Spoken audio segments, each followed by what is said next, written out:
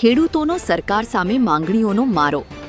વાવથરા જિલ્લાના દિયોદરમાં ભારતીય કિસાન સંઘના ખેડૂતો મામલતદાર કચેરીએ પહોંચ્યા અને ખેતી, સિંચાઈ, વીજલાઈન, જમીન વળતર સહિતના 7 મહત્વના મુદ્દાઓ સાથે આવેદનપત્ર આપી તાત્કાલિક ઉકેલની માંગ કરી. વાવથરા જિલ્લાના દિયોદરમાં ભારતીય કિસાન સંઘના ખેડૂતો મોટી સંખ્યામાં મામલતદાર કચેરીએ પહોંચ્યા હતા.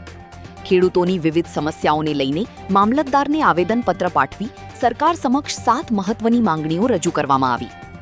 ખેડૂતોએ ડ્રીપ અને ફુવારા યોજના પર ફરી 90% સબસિડી શરૂ કરવાની, બટાકાના ઘટતા ભાવને કારણે સહાય અને કોલ્ડ સ્ટોરેજના ભાડામાં રાહત આપવાની, તેમજ પાવર ગ્રીન વીજલાઈન અને ભારતમાળા ગ્રીન એક્સપ્રેસ હાઈવે માટે સંપાદિત જમીનનું બજાર ભાવ મુજબ વળતર ચૂકવવાની માંગ કરી.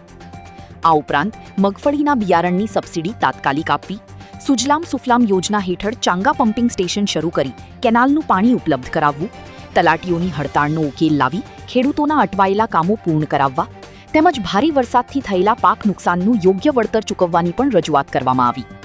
ખેડૂતોએ સરકારને તેમની માંગણીઓ પર વહેલી તકે હકારાત્મક નિર્ણય લેવા અપીલ કરી છે. હવે અમારા બાબતો કિસાન તરીકેની છે. એક તો 90% સબસિડી ખેડૂતને મળવી જોઈએ. બટાકાનો જે પોષણક્ષમ ભાવ, જ્યારે બટાકા ખેડૂત પાસે કોઈ બી નીકળે છે એ ટાઈમે ભાવ નથી હોતો અને ખેડૂત પાસેથી માલ જતા જ્યારે વેપારીઓ પાસે જાય છે એ ટાણે પછી ભાવ ઉચકાતો હોય છે, એટલે સાચો ન્યાય ખેડૂતને મળતો નથી. સરકાર ખરીદી કરે, સંઘ દ્વારા ખરીદી કરે ટેકાના ભાવમાં, પણ એ ક્યારે કરે? ખેડૂત પાસેથી માલ વેચાઈને જ્યારે માર્કેટમાં જાય છે ત્યારે એ ભાવે એની ખરીદી કરે, એટલે સાચો ખેડૂતને ન્યાય નથી મળતો.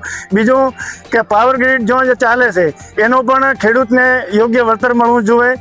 બીજું કે ભારતમાળા જે રોડ થરાદ અમદાવાદ નીકળ્યો એ રોડની અંદર એને અમુક જગ્યાએ અમુક લોકો એને કરી નાખી, કારણ કે એમને ખબર પડી ગઈ કે આ રોડ આ લાઈનમાં નીકળવાનો છે. એ લોકો એને કરી એટલે એમને 10 ગણું વળતર મળે અને ખેડૂતને એના 1% વળતર મળતું હોય. આ અન્યાય હંમેશા ન હોવો જોઈએ, કારણ કે દરેક ખેડૂતને જ્યાં રોડ નીકળ્યો એનો દરેક ન્યાય સરખો હોવો જોઈએ. પછી અમારી જે મગફળીના જે ભાવ હતા કે 17,000 ખેડૂતના ખાતામાં નાખશું, એ હજી સુધી કોઈ ખાતામાં આવ્યા નથી. અને તલાટીઓ, રેવન્યુ તલાટીઓનું આ જે વર્ગીકરણ છે એના માટે પબ્લિકને અત્યારે કોઈ પાક ધિરાણ લેવું હોય, ગમે તે કરવું, સહી સિક્કા કરવો હોય તો એના માટે હજી સુધી કોઈ નિરાકરણ સરકાર લાવતી નથી. તે સરકારને કોઈ પણ વસ્તુનું નિરાકરણ ઝડપી લાવો તો ખેડૂતના બધા પ્રશ્નો ઝડપી સોલ્વ કરે એવી ખેડૂત વતી અને ગામના સરપંચ વતી, રામપુરા ધુણસરનો હું સરપંચ વતી સરકારને વિનંતી કરું છું કે આવા પ્રશ્નો તરત ઉકેલ કરો એવી મારી અપેક્ષા. ભારત માતા કી જય. તો સાહેબ અમારી ઘણી હતી, પણ આ સરકાર અમારું કોઈ વાપરતી નથી. અમારી બાજરી હતી તો હાથમાં કાપી નાખી, અડધા ખેડૂતો રહી ગયા હતા. 1600 ખેડૂતો હતા, એમાં અડધાની એ બાજરી લીધી નથી. ખેડૂતોની એકદમ માગ ખૂબ છે કે અમારે સરકાર વાપરતી નથી, અમારી બાજરી લેતા નથી, અમારે શું રીતનું પૂરું કરવું. અને આ બીજા ઘણા મુદ્દાથી એના પ્રમાણે સાહેબ અમારું કોઈ સરકાર વાપરતી જ નથી. કોને સુજલામમાં નથી વાપરતી. બોલ્યા શું કે ફુવારા છે એમાં અમે 10 વર્ષથી ફેર બદલાવા તો અમને પૂરી સબસિડી મળતી નથી ને કે બીજાને નવાને હવે 90% હાલે છે. તો અમારે તો હજી 45%. હમણાં મેં 1.5 લાખ રૂપિયા ભર્યા તો ફુવારાના, તો એમાં વિડીયો કર્યા બધા પેલા ફોટા પાડ્યા ને ત્યાં 45,000 રૂપિયા સબસિડી આલી 1.5 લાખમાંથી. કોણ? એટલે ખૂબ તકલીફ તો થાય સાહેબ, તલાટીની થાય, બીજાની થાય, અમારા ખેડૂતોને ખૂબ તકલીફ છે. તો તાલુકાની અંદર ખૂબ મુશ્કેલી છે. પહેલો મુદ્દો તો આપણો એ છે કે જૂના અને નવા ફુવારા સરકાર 90% સબસિડી આલે એવી આપણી સરકાર પાસે માંગ છે. શું કે ખેડૂતોને હવે જે જૂના ફુવારાથી ફેર રિન્યુ થઈ જાય અને નવામાં 90% સબસિડી આલે, આપણી પહેલી માંગ તો એ છે.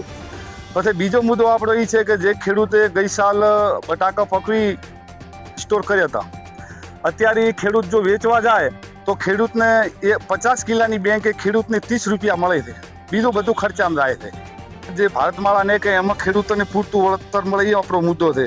પછી 5મો મુદ્દો આપણે છે જે આ સાલ સરકારે જે મગફળી વાવવાની સિઝને ખેડૂતોને 17,000 રૂપિયા આપવાના નક્કી કરેલા હતા. તો દરેક ગામડાઓમાં તાલુકાની અંદર ખેડૂતોએ ફોર્મ ભર્યા, પણ આખો બનાસકાંઠો અને વાવ જિલ્લો બાકાત રાખવામાં આવ્યો. આપણો 5મો મુદ્દો છે, 6થો મુદ્દો કે આજે સુજલામ સુફલામ જે ચોગા પમ્પિંગ દ્વારા બંધ પડેલી છે એ જો ચાલુ રહે તો ચોગા પમ્પિંગ દ્વારા તો ભૂગર્ભ જળ રિચાર્જ થાય અને ખેડૂતોને ફાયદો થાય. આવેદનપત્ર તો અમારું આજે મેં આપ્યું છે તે સરકારશ્રીને, એની અંદર 7 મુદ્દા છે અને અમારી માગણીઓ છે તે આવેદનપત્રમાં લખેલી છે. લાઇટનું છે, પોણી છે, બટાકાનું છે, બાજરીનું છે, તળાટિયાનું પણ છે. આ બધી રીતે અમે 100 ગઢથી હેરાન થયા સાહેબ. એટલા માટે આજે આ ભેગા થયા હતા અને આ આવેદનપત્ર આપ્યું છે. અને આ આવેદનપત્રનું અમારું કૂડું હોય, જૂઠું હોય, કોઈ ખરાબ હોય, કોઈની વાજે સડીને કોઈ કહેતા હા તો સરકાર એનું તપાસ કરે ગામડા લઈને. અને ગામડાના લોકોને પૂછે, શું કેમ નથી પૂછતા? એક જ ઓફિસ અભાળીને બેસી રહી હતી અને કોઈ કોમ થતા નથી કોઈ ખેડૂતોના.